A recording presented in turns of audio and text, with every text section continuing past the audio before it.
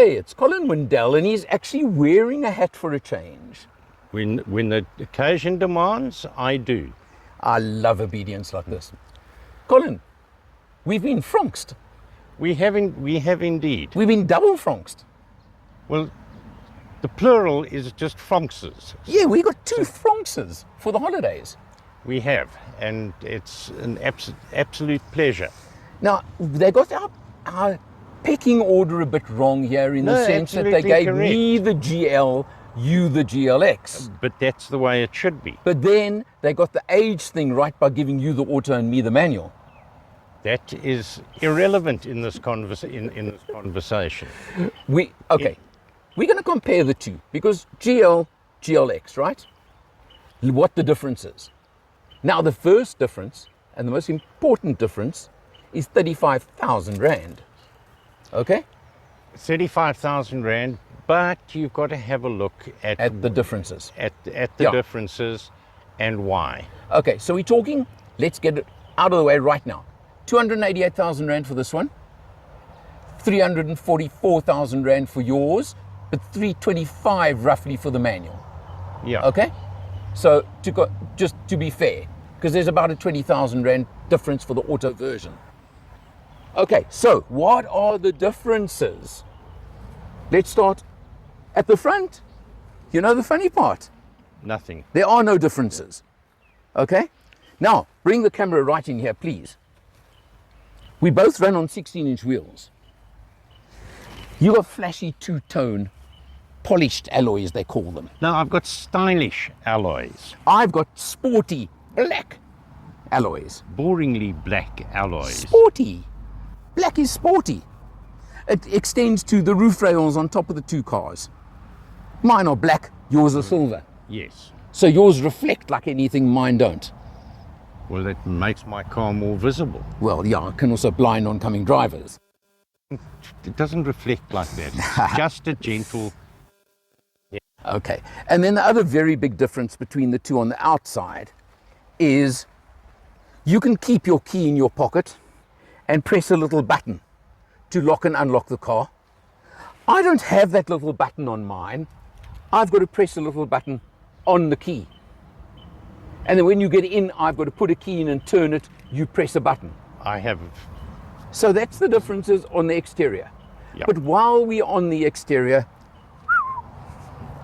although they're identical, let's just check something out while we're talking, please.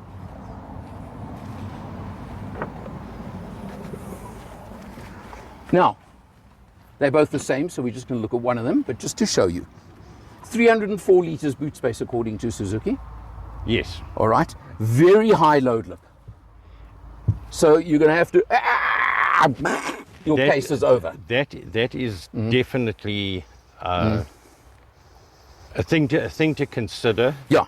Depending on what you but plan on carrying. Having called it a 304 litre boot, it's definitely a one Allen boot. Probably a one Colin boot as well. Probably. But it ain't going to take both of us. No. Unless you drop the back seats. But you can get a set of golf clubs in there. Yeah, you can. Or one of me, which is how we measure boots in Motor speak these days. So look, that's the exterior. They both got the coupe-esque, very sharp C-pillar. So there's been this big debate. Have you come across it? What is this thing? Is it a crossover SUV? What is it? Not an SUV. It's simply a crossover. Yeah. So it's a crossover. It's not quite a hatch, not quite a sedan, not quite a coupe. Okay. It fits somewhere in the middle. Somewhere in the middle. Yeah. I must tell you one thing. I've got the two-tone, by the way, note the red with the black roof. You've just got boring one colour. Again, it's the style, the elegance. But this does catch the eye, and I must tell you, a lot of people comment on the looks of this car. It really is a handsome-looking car. I have to concede that point. This is a good-looking car. Right. But then so is mine. Yeah. Well, they're Fronxes, so it doesn't matter. Yeah. Okay. Now, there are a lot of differences on the inside. We're going to start checking out the differences between the two. and then we can. Are you ready? I'm always ready. I'm always ready. Seconds out, round number 3. right. My name is Michael Pashut and I'm the proud owner of Change Cars and the host of the TV show All Things Motoring. But I'm even prouder today to say that I work with Alan Rosenmeyer from Motor Matters, better known as the man with a hat. If you're looking for the best reviews on all new vehicles, Motor Matters. If you're looking for the best deals on new or used cars, changecars.co.za, where every car is sold by a 5-star rated manufacturer approved dealer. Okay, so now I'm behind the driver's seat of the GL. The instrumentation is more basic. It's not really digital, but you know what it tells you, everything you want, and you press these little stalks over here to scroll through. But I've got a really nice 7-inch touchscreen over here, which gives me all the info I want. And let's just tell you quickly, because when I compare to Colin, I've done 297 kilometers so far, averaging 6.4 liters per 100. Now, that's urban driving only. We haven't even hit the open road. And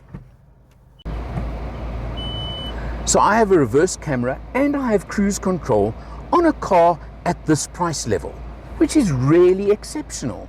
It's got all the other features I want. I mean, you've got electric windows, you've got all those things, and you've got notice the different colors both on the dash and on the seats. I think it looks pretty neat. This car looks way more upmarket than 284,000 Rand.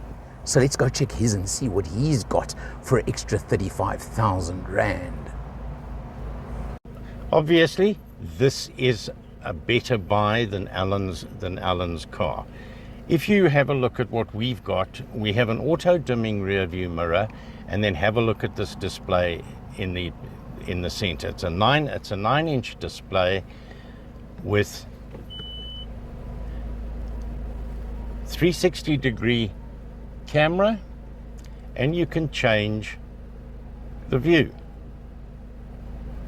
I mean, you can have a look at see exactly where your wheels are, what they're doing. We have a much better looking center display, and yes, fuel consumption at the moment is 6.8 liters per 100, which has mostly been running around in Christmas traffic and what have you.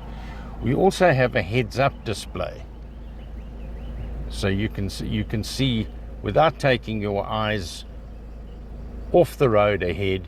You can see your speed, time, and you can adjust some of those things. It is just definitely a better option. It has got class and style. Okay, so we've seen the specs on both. A lot of the specs on yours are luxury. Are they necessary is my question.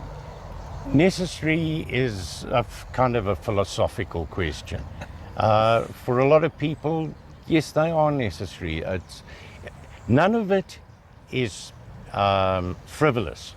It's all very useful. And okay, the thing about this is, now we're comparing manual transmissions. Well, it doesn't matter. We're comparing GL to GLX at the moment.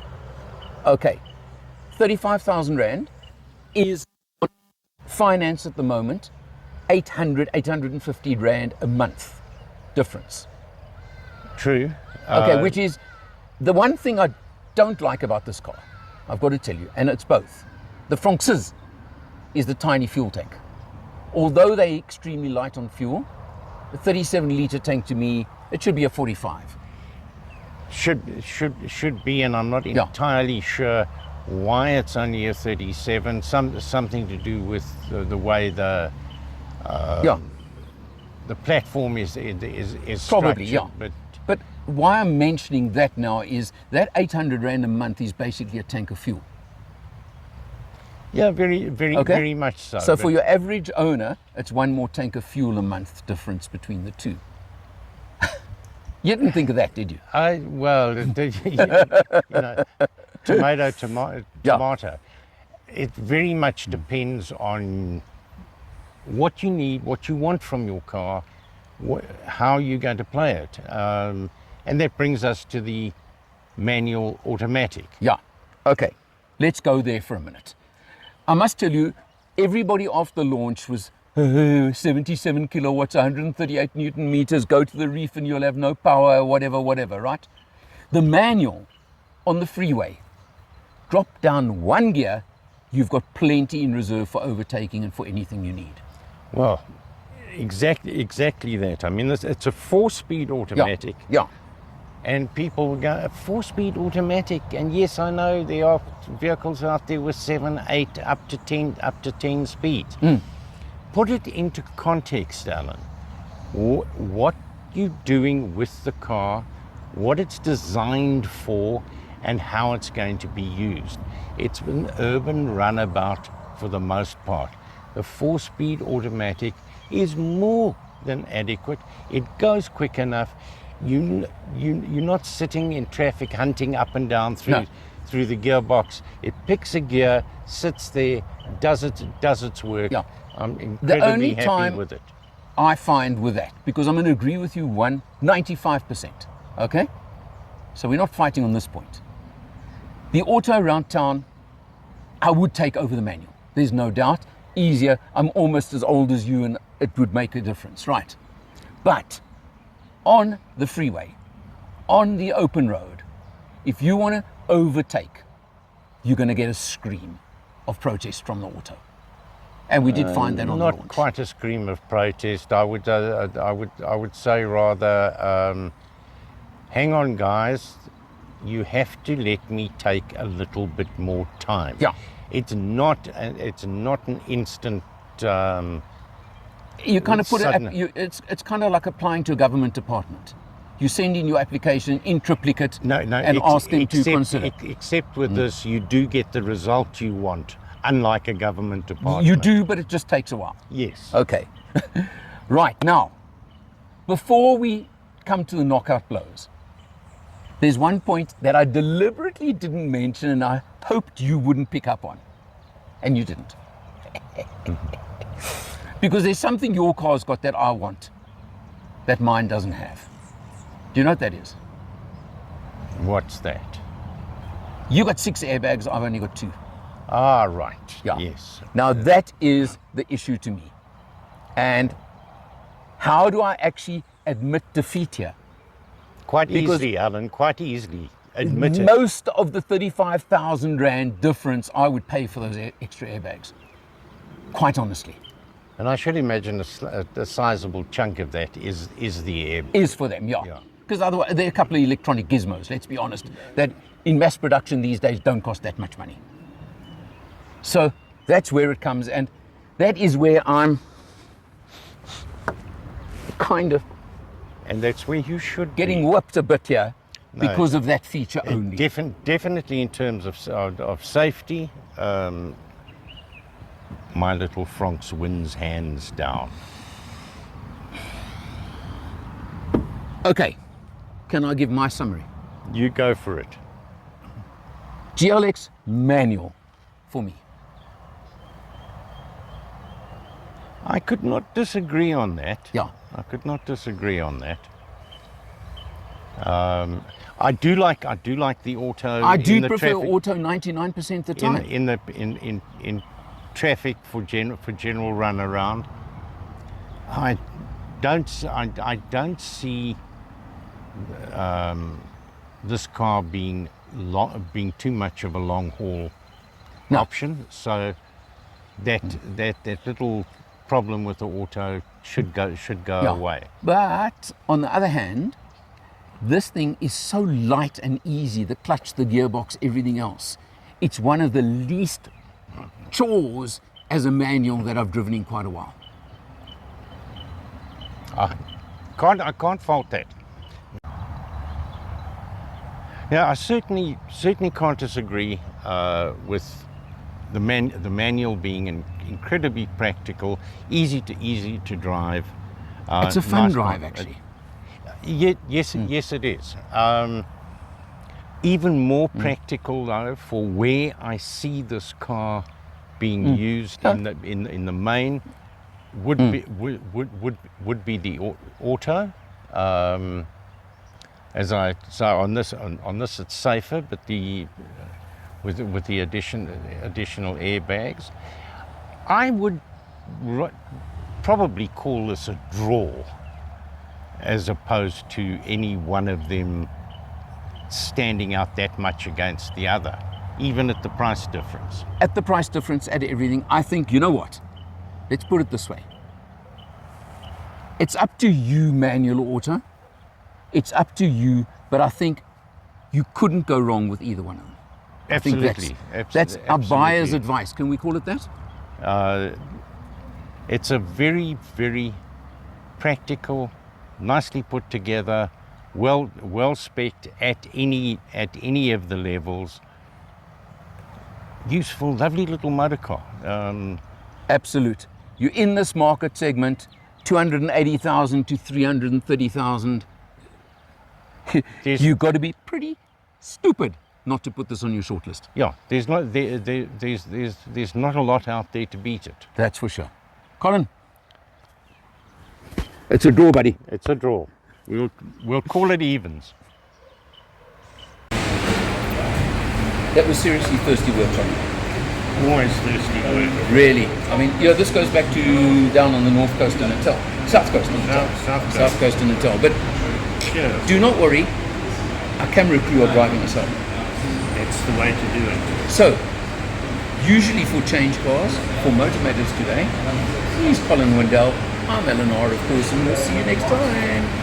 Cheers.